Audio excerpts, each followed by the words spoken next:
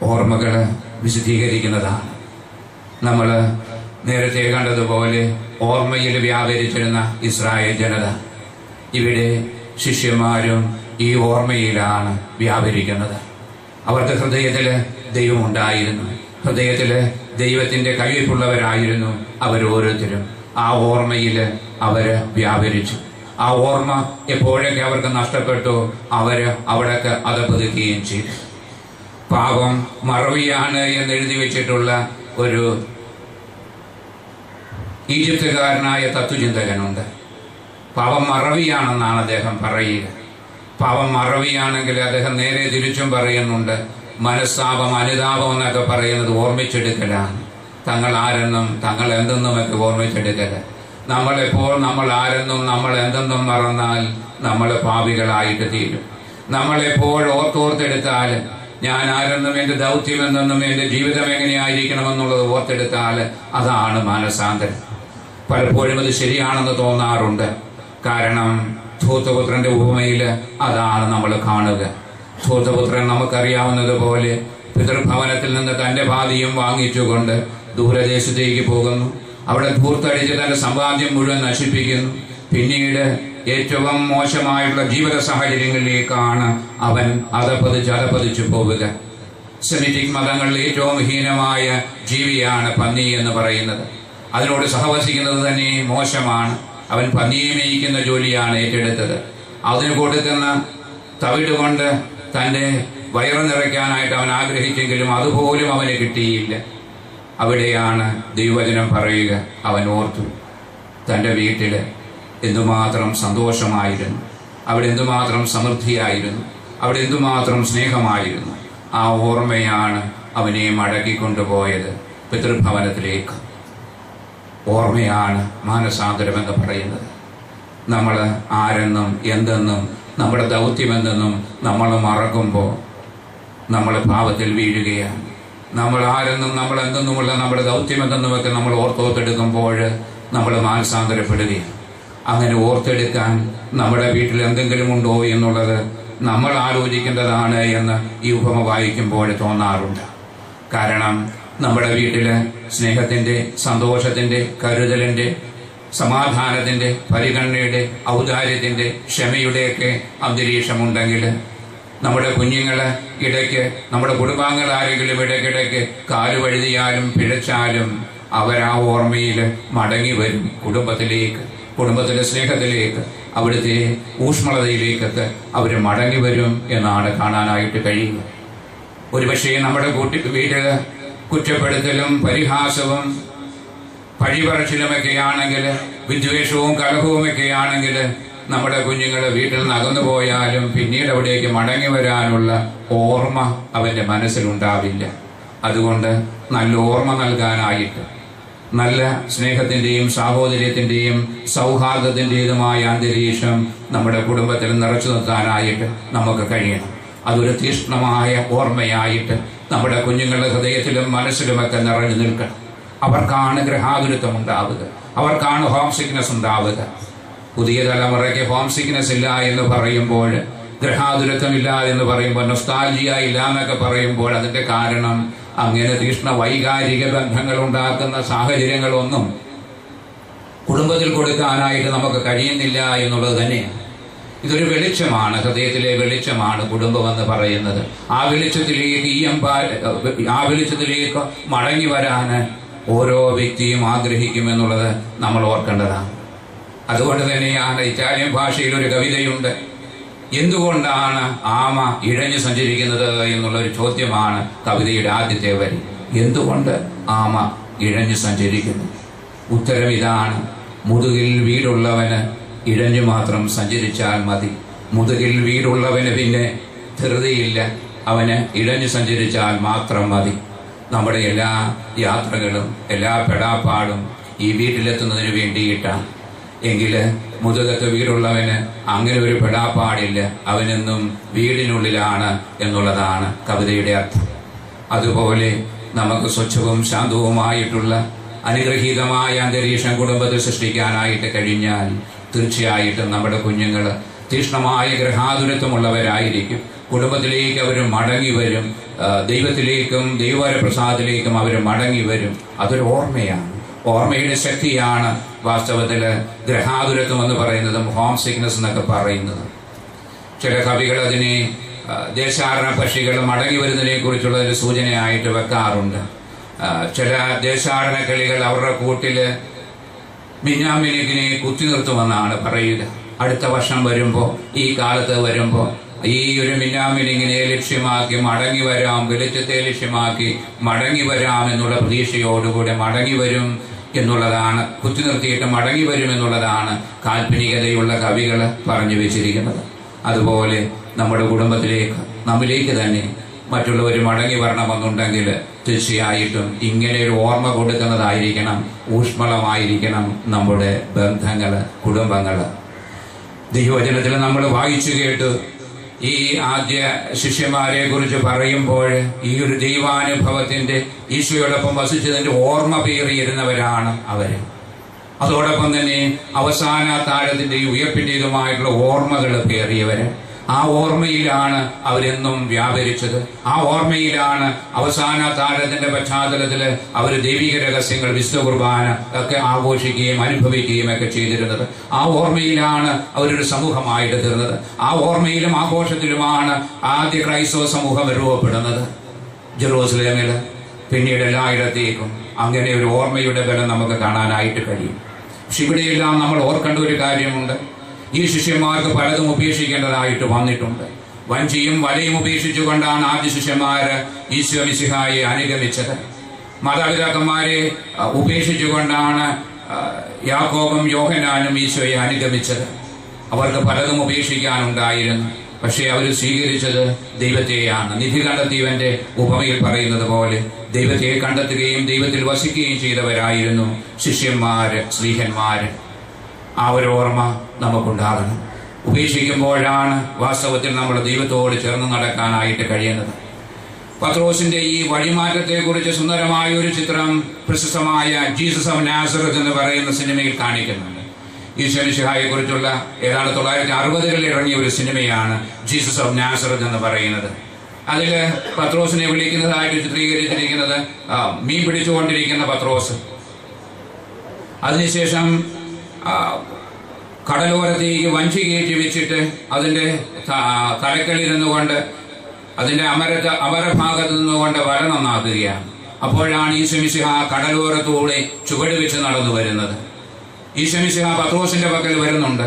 അവനെ ഒന്ന് തുറിച്ചു നോക്കും, ഒരു പുഞ്ചിരി വിടരുന്നുണ്ട്. പിന്നീട് എന്നെ അനുഗമിക്കുക എന്ന് പറഞ്ഞിട്ട് ഈശോ മിശിഹ അങ്ങ് നടന്നു പോവുകയാണ്. പത്രോസ് ആവിയുള്ള ഒരു നിമിഷം ചിന്തിക്കുന്നുണ്ട്. അവന്റെ ചിന്ത എന്താണെന്ന് അവന്റെ പ്രവൃത്തി കണ്ടാണ് നമുക്ക് തിരിച്ചറിയാനായിട്ട് കഴിയും. അവന്റെ കയ്യിലെ വലയിലേക്ക് നോക്കുന്നുണ്ട്. ഒരുപക്ഷെ അവൻ ഈ കാലം അത്രയും പിടിച്ച മത്സ്യങ്ങൾ, ഈ വലയിൽ കുടുങ്ങിയ മത്സ്യങ്ങളൊക്കെ അവന്റെ മനസ്സിൽ ആ വേളയിൽ കടന്നു വന്നിരിക്കുക. പിന്നീട് അവൻ വഞ്ചിയുടെ തലഭാഗത്തെ അമരത്തെ ഒന്ന് തഴുകുന്നുണ്ട്. ഈ വഞ്ചി എന്നെ കൊണ്ടു നടന്ന എന്തുമാത്രം ഗൂഢമായിട്ടുള്ള കടൽ ഭാഗങ്ങളെ കുറിച്ചുള്ള ഓർമ്മ അവനുണ്ടായിരുന്നിരിക്കണം. ആ വഞ്ചിയെ ഒന്ന് തഴുകും, വലയിലൊന്ന് നോക്കും, ഒന്ന് തിരിപ്പിടിക്കും. അതിനുശേഷം പിന്നെ ഈശോ മിശിഹായുടെ പിന്നാലെ ഇറങ്ങിത്തിരിക്കുകയാണ്. അപ്പോഴേക്കും ഈശോ ഒരു വളവ് തിരിഞ്ഞങ്ങ് മറഞ്ഞു പോയിരുന്നു. അവൻ നടന്ന വഴികൾ മാത്രം, ചുവടുപാടുകൾ, പാദങ്ങൾ പതിച്ച പാടുകൾ മാത്രം മുന്നിൽ കണ്ടുകൊണ്ട് അതിൽ ഓരോന്നിലും ചുവട് വെച്ചുകൊണ്ട് പിന്നീട് നടക്കാൻ ആരംഭിക്കുന്നു, പിന്നെ ഓടാൻ ആരംഭിക്കുന്നു. അങ്ങനെ ഈശോയെ അനുഗമിക്കുന്നു എന്നാണ് സിനിമയിൽ ചിത്രീകരിച്ചിരുന്നത്. നമുക്ക് ഇങ്ങനെ പലതും ഉപേക്ഷിക്കേണ്ടതായിട്ട് വരും. തീർച്ചയായിട്ടും ഈശോയെ അനുഗമിക്കുന്നതിൽ നമ്മളെ പിടിച്ചു നിർത്തുന്ന, നമ്മളെ ഒരുപക്ഷേ ദൈവത്തിൽ നിന്ന് അകറ്റുന്ന ചിന്തകളും വാക്കുകളും പ്രവൃത്തികളും ജീവിത സാഹചര്യങ്ങളും സന്ദർഭങ്ങളും അതല്ലെങ്കിൽ സമ്പത്തുമൊക്കെ നമുക്കുണ്ടാവാം. അതൊക്കെ നമുക്ക് ഉപേക്ഷിക്കാനായിട്ട് കഴിയണം ദൈവാനുഭവത്തിലേക്ക് കടന്നു വരുന്നതിന് വേണ്ടിയിട്ട്. അതോടൊപ്പം ഈ ഓർമ്മയെക്കുറിച്ച് പറയുമ്പോൾ നമ്മൾ ഓരോ ദിവസവും അർപ്പിക്കുന്ന വിശുദ്ധ കുർബാന വലിയ ഓർമ്മയാചരണമാണ് എന്നുള്ളത് നമ്മൾ ഓർക്കണം. ഈശോ മിശിഹായുടെ പീഡാനുഭവത്തെ, കുരിശുമരണത്തെ, ഉത്ഥാനത്തെ, ദൈവിക രഹസ്യങ്ങളെ മുഴുവൻ ഓർക്കുന്നതാണ് വിശുദ്ധ കുർബാന എന്ന് പറയുന്നത്. ആ വിശുദ്ധ കുർബാനയാണ് നമ്മളെ ഒരു സമൂഹമായിട്ട് തീർക്കുന്നത്. ഈ വിശുദ്ധ കുർബാനയിൽ പങ്കുചേർന്നുകൊണ്ടാണ് നമ്മൾ ഒരു ഹൃദയമായിട്ട് തീരുന്നത്. നമ്മുടെ കൂട്ടായ്മയെ, നമ്മുടെ സമൂഹത്തെ, നമ്മുടെ സഭയെ രൂപപ്പെടുത്തുന്നത് വിശുദ്ധ കുർബാനയാണ്. അതുകൊണ്ടാണ് സഭയുടെ പഠനത്തിൽ വിശുദ്ധ കുർബാന ഇല്ലാത്ത സഭകളൊന്നും സഭകളല്ല എന്നുള്ള പഠനം കടന്നു വരുന്നത്. കാരണം വിശുദ്ധ കുർബാനയാണ് നമ്മളെ ഒരു ഹൃദയവും ഒരേ ആത്മാവുമാക്കുന്നത്. അതുകൊണ്ട് തന്നെ ഈ ഓർമ്മയാചരണത്തില്, വിശുദ്ധ കുർബാനയിൽ നമ്മൾ ഓർമ്മയാചരിക്കുമ്പോൾ അത് നമ്മളെ ഈശോമിശിഹായിലേക്ക് ഏറ്റവും തീക്ഷ്ണമായിട്ട് ചേർത്ത് നിർത്തണം. ഈശോമിശിഹായിലേക്ക് ചേർത്ത് നിർത്തുക എന്ന് വെച്ച് കഴിഞ്ഞാൽ രക്ഷാകര രഹസ്യങ്ങളിലേക്ക് ചേർത്ത് നിർത്തുക എന്നുള്ളത് തന്നെയാണ് അർത്ഥമാക്കുന്നത്. വിശുദ്ധ കുർബാന അർപ്പിക്കുമ്പോൾ നമ്മൾ ദൈവത്തോട് ചേർന്ന് നിൽക്കുകയാണ്, ദൈവം നമ്മളോട് ചേർന്ന് നിൽക്കുകയാണ്. അതോടൊപ്പം നമ്മൾ പരസ്പരം ചേർന്ന് നിൽക്കുകയാണ്. നമ്മൾ ഒരു സമൂഹമായിട്ട്, ഒരു ഹൃദയമായിട്ടാണ് വിശുദ്ധ കുർബാന അർപ്പിക്കുന്നത്. നമുക്കതിന് കഴിയുന്നില്ലെങ്കിൽ നമ്മുടെ ബലി പൂർണ്ണമല്ല എന്നുള്ളത് ദൈവവചനം നമ്മളെ ഓർമ്മിപ്പിക്കുന്നുണ്ട്. നീ ബലിയർപ്പിക്കാൻ വരുമ്പോൾ ആർക്കെങ്കിലും നിന്നോട് എന്തെങ്കിലും വിരോധമുണ്ടെന്ന് നിനക്ക് തോന്നുന്നുണ്ടെങ്കിൽ അവനുമായി പോയി രമ്യപ്പെടുക, അതിനുശേഷം മാത്രം വന്ന് ബലിയർപ്പിക്കുക എന്ന് ഈശോമിശിഹാ പഠിപ്പിക്കുമ്പോൾ അതിനർത്ഥം നമുക്ക് ദൈവത്തോടും പരസ്പരവും കൂട്ടുകൂടാതെ വിശുദ്ധ കുർബാനയിൽ പങ്കെടുക്കാൻ കഴിയില്ല എന്ന്. മറ്റുള്ളവരോട് കൂട്ടുചേരാതെ, അവരോട് ഹൃദയം ചേർക്കാതെ, ജീവിതം ചേർക്കാതെ നമ്മുടെ ബലിയർപ്പണം പൂർത്തിയാവില്ല എന്നത്. അതുകൊണ്ടാണ് ഈ ഓർമ്മയാചരണത്തിൽ നമ്മൾ ദൈവസ്നേഹത്തെ കുറിച്ച് ഓർക്കുമ്പോൾ പരസ്നേഹത്തിൽ നിറയാനായിട്ട് നമുക്ക് കഴിയണം എന്നുള്ളത് പ്രത്യേകമായിട്ട് ഓർക്കേണ്ടത്. വിശുദ്ധ കുർബാന ഈശോമിശിഹായുടെ ഓർമ്മയാചരണമാണെങ്കിൽ, ദൈവിക രഹസ്യങ്ങൾ ഓർമ്മയാചരണമാണെങ്കിൽ, ആ ഓർമ്മയിൽ നമ്മൾ പരസ്പരമുള്ള ബന്ധത്തെ ബലപ്പെടുത്തണമെന്ന് തന്നെയാണ് ഈശോമിശിഹാ പഠിപ്പിച്ചിട്ടുള്ളത്. അങ്ങനെ ഹൃദയവും ജീവിതവും ദൈവത്തിലേക്ക് ചേരുകയും പരസ്പരം ഒരു സമൂഹമായിട്ട് തീരുകയും ചെയ്യുമ്പോഴാണ് നമ്മുടെ ബലിയർപ്പണം പൂർത്തിയാവുക, നമ്മുടെ ഓർമ്മയാചരണം പൂർത്തിയാവുക. ആ ഓർമ്മയിലേക്കാണ് ആത്യന്തികമായിട്ട് നമ്മൾ നടന്നു നീങ്ങേണ്ടത്. നമ്മുടെ ദൈവാനുഭവങ്ങൾ നമ്മളെ നയിക്കേണ്ടത്, നമ്മുടെ ദൈവാനുഭവങ്ങൾ നമ്മളെ കൈപിടിച്ചു കൊണ്ടുപോകുന്നത്, പോകേണ്ടത്. അതിന് കഴിയുന്നില്ലെങ്കിൽ മറ്റ് ചില ചിതറിയ ചിന്തകളുമായിട്ടൊക്കെ കഴിയുന്ന സമൂഹത്തിലേക്കാണ് നമ്മൾ പോകുന്നതെങ്കിൽ, അതല്ലെങ്കിൽ ദൈവിക രഹസ്യങ്ങളില്ലാത്ത സമൂഹത്തിലേക്കൊക്കെയാണ് നമ്മൾ പോകുന്നത് എങ്കിൽ നമ്മൾ തീർച്ചയായിട്ടും ദൈവത്തോടുള്ള കൂട്ടായ്മയിലല്ല, ഈശോമിശിഹായോടുള്ള കൂട്ടായ്മയിലല്ല എന്നുള്ള കാര്യം നമ്മൾ ഓർക്കണം. അത് കേവലം വ്യക്തികളുടെ കൂട്ടായ്മയാണ്, ദൈവത്തോടുള്ള കൂട്ടായ്മയല്ല. നമുക്ക് ദൈവത്തോട് ചേർന്ന് നടക്കാൻ ഈ ഓർമ്മപ്പെടുത്തലുകൾ തീർച്ചയായിട്ടും മനസ്സിൽ സൂക്ഷിക്കാം. നമ്മുടെ ജീവിതത്തെ നമുക്ക് പരിശോധിക്കാം. നമ്മുടെ ജീവിതത്തിൽ നല്ല ഓർമ്മ തരുന്ന ദൈവാനുഭവങ്ങളെ, ദൈവസാന്നിധ്യത്തെ നമുക്ക് ഓർക്കാം. ഓർമ്മയിൽ നമ്മുടെ ജീവിതത്തെ ബലപ്പെടുത്താം. പലപ്പോഴും പലരുമായിട്ടും സംസാരിക്കുമ്പോൾ പെട്ടെന്ന് കോപിക്കുന്നു, പെട്ടെന്ന് നിരാശപ്പെടുന്നു, പെട്ടെന്ന് കലഹിക്കുന്നു എന്നൊക്കെ പറയുമ്പോൾ ഞാൻ പലപ്പോഴും അവരോട് പറയാറുണ്ട്, നിങ്ങൾ ഇങ്ങനെയൊക്കെ വരുന്നതിന് മുമ്പ് എല്ലാ ദിവസവും ഓർത്ത് നോക്കുക, ദൈവം നിങ്ങളെ സ്പർശിച്ച നിമിഷങ്ങളെ, നിങ്ങളുടെ ദൈവത്തെ സ്പർശിച്ച നിമിഷങ്ങളെ, അതൊക്കെ ഓർത്തുകൊണ്ട് ദൈവത്തിന് നന്ദി പറയുകയും ദൈവത്തെ സ്തുതിക്കുകയും ഒക്കെ ചെയ്യുക. അപ്പോൾ സ്വാഭാവികമായിട്ടും നിങ്ങൾക്ക് നിങ്ങളുടെ ജീവിതത്തിലെ വീഴ്ചകളെയും താഴ്ചകളെയും ഒക്കെ ദൈവത്തോട് ചേർന്ന് മറികടക്കാനായിട്ട് കഴിയും. നമുക്ക് ഈ ഓർമ്മകൾ ഉണ്ടായിരിക്കണം. സങ്കീർത്തകൻ ഈ ഓർമ്മ നിരന്തരമായിട്ട് സൂക്ഷിക്കുന്ന വ്യക്തിയായിരുന്നു. ആ ഓർമ്മപ്പെടുത്തലിലാണ് അദ്ദേഹം ജീവിത സാഹചര്യങ്ങളിൽ തന്നെ ബലപ്പെടുത്തിക്കൊണ്ടിരുന്നത്. നമുക്കും നമ്മുടെ ജീവിത വഴികളെ കുറിച്ച് ചിന്തിച്ചുകൊണ്ട് അവിടെ ദൈവത്തിന്റെ സാന്നിധ്യവും ദൈവത്തിന്റെ കൃപകളും അത്ഭുതങ്ങൾ പ്രവർത്തിച്ചുകൊണ്ട് ആശ്വസിപ്പിച്ചുകൊണ്ട് സാന്ത്വനപ്പെടുത്തിക്കൊണ്ട് സമാധാനിപ്പിച്ചുകൊണ്ട് കൂടെയിരുന്ന എല്ലാ നിമിഷങ്ങളെയും സാഹചര്യങ്ങളെയും ഓർക്കാം. അത് ഓർത്തുകൊണ്ട് നമ്മുടെ ജീവിതത്തെ വിശുദ്ധീകരിക്കാം. നമ്മുടെ ജീവിത വഴികൾ ദൈവത്തിന്റെ വഴികളായിട്ട് നമുക്ക് രൂപപ്പെടുത്താം. ദൈവത്തിന്റെ വഴികൾ നമ്മുടേതായിട്ട് നമുക്ക് രൂപാന്തരപ്പെടുത്താം. അപ്പോൾ നമുക്ക് നമ്മുടെ ജീവിതം ദൈവ സ്പർശമുള്ള ജീവിതമായിട്ട്, ജീവിത വഴിയായിട്ട് രൂപാന്തരപ്പെടും. അതിനുവേണ്ട കൃപാവരങ്ങൾക്ക് വേണ്ടി നമുക്ക് നിരന്തരമായിട്ട് പ്രാർത്ഥിക്കാം. നമുക്കെല്ലാവർക്കും എഴുന്നേറ്റ് നിന്നുകൊണ്ട് ഒരു നിമിഷം ഈ വിശുദ്ധ ദിവ്യകാരുണ്യത്തിന് മുമ്പാകെ നമ്മെ തന്നെ സമർപ്പിച്ചുകൊണ്ട് പ്രാർത്ഥിക്കാം. എല്ലാവർക്കും എഴുന്നേറ്റ് നിൽക്കാം.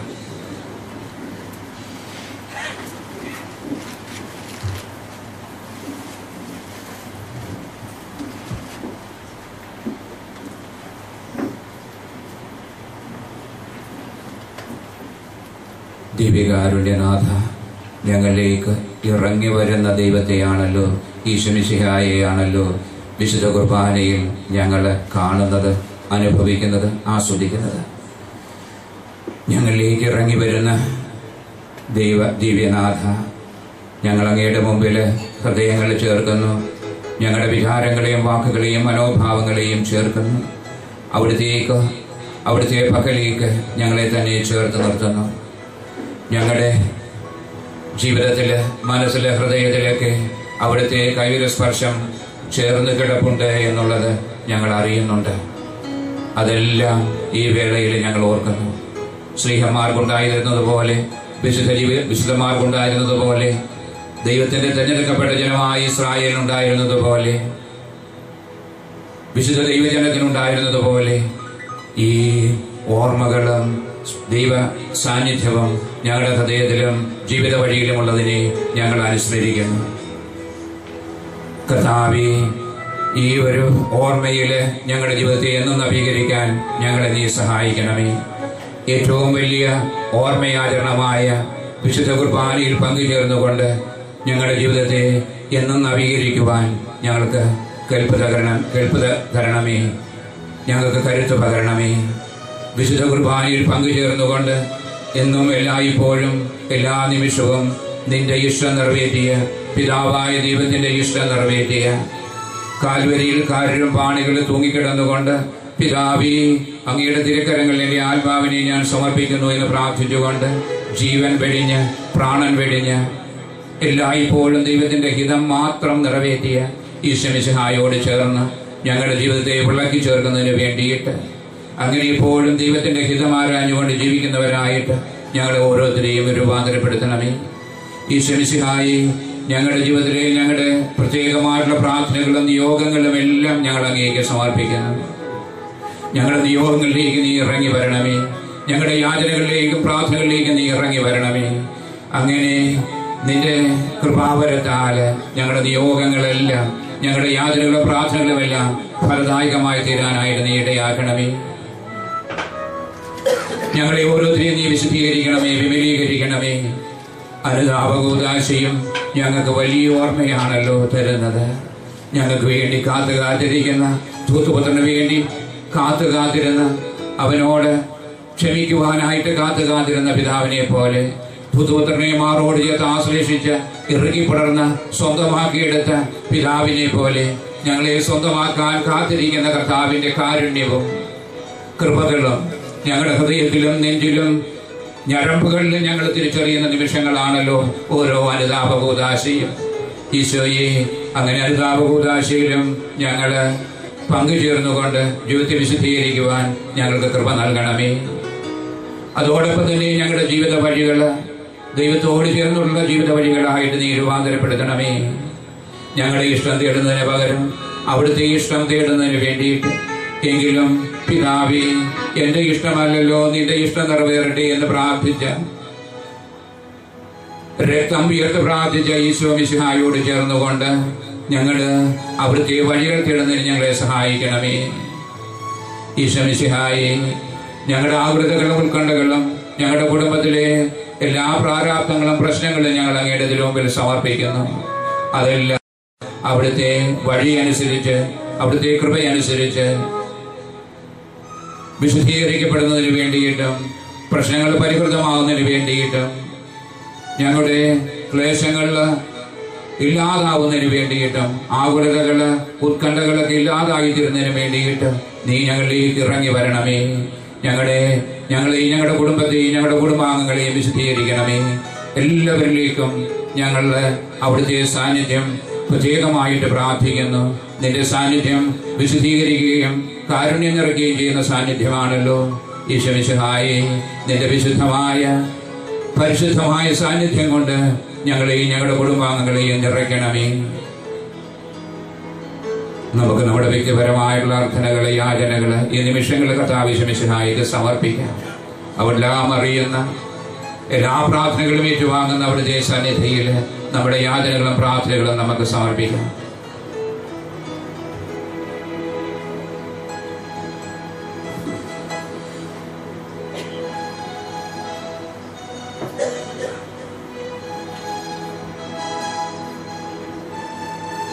കർത്താവേ, അവിടുത്തെ അനുഗ്രഹത്താൽ ഞങ്ങളെ ഓരോരുത്തരെയും വിശുദ്ധീകരിക്കണമേ. ഞങ്ങളുടെ ജീവിത വഴികളെ വിശുദ്ധീകരിക്കണമേ. ഞങ്ങളുടെ കുടുംബത്തെ നവീകരിക്കണമേ. ഞങ്ങളുടെ ബന്ധങ്ങളെ വിശുദ്ധീകരിക്കണമേ. ഞങ്ങളുടെ ചിന്തകളെയും വാക്കുകളെയും പ്രവൃത്തികളെയും ഒക്കെ നന്മയിൽ നടത്തണമേ. അങ്ങനെ ഞങ്ങൾ അങ്ങയുടേതും അങ്ങ് ഞങ്ങളുടേതുമായിട്ട് എന്നും എല്ലായ്പ്പോഴും വ്യാപരിക്കാൻ ഞങ്ങളെ ഓരോരുത്തരെയും അനുഗ്രഹിക്കണമേ. അവിടുത്തെ അനുഗ്രഹത്തിന് വേണ്ടി ഞങ്ങളുടെ ശിരസ് നമിക്കുന്നു, ഞങ്ങളുടെ ഹൃദയത്തെ സമർപ്പിക്കുന്നു, ഞങ്ങളുടെ ജീവിതത്തെയും ഞങ്ങളുടെ ജീവിതത്തിലെ എല്ലാ സാഹചര്യങ്ങളെയും ഞങ്ങൾ സമർപ്പിക്കുന്നു. അവിടുത്തെ അനുഗ്രഹങ്ങൾ കൊണ്ട്, കൃപകൾ കൊണ്ട്, അവിടുത്തെ വരങ്ങൾ കൊണ്ട് ഞങ്ങളെ ഓരോരുത്തരെയും നിറയ്ക്കണമേ. നിത്യം പിതാവും പുത്രനും പരിശുദ്ധാത്മാവുമായ സർവീശ്വര എന്നേക്കും ആമേൻ.